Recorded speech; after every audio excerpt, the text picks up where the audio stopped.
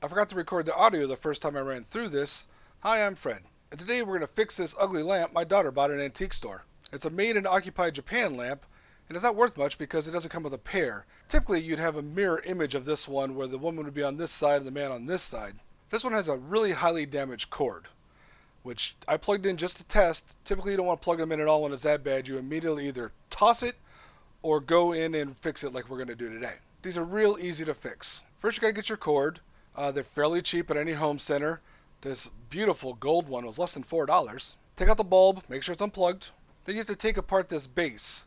It just clips in, but sometimes it can be hard, so I use a small screwdriver to slip in there until I release enough of the clips. Then you remove the outer shell and the cardboard sleeve.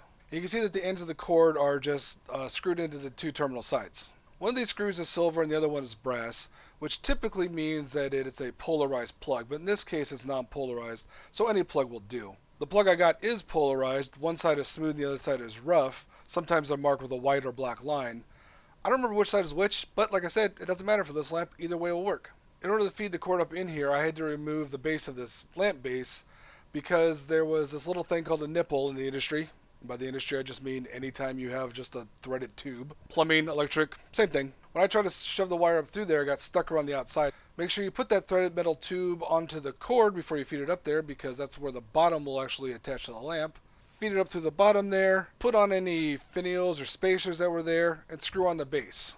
Then it's simply a matter of grabbing your screwdriver. Make sure you turn the ends of the cords in a clockwise direction so it matches the direction of the screw. Screw them down to clamp the wires in place, and pull it down so it kind of fits in the base.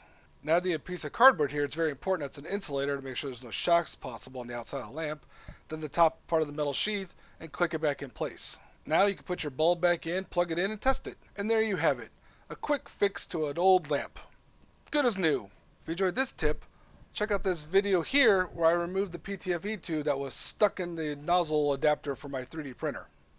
I'll catch y'all later.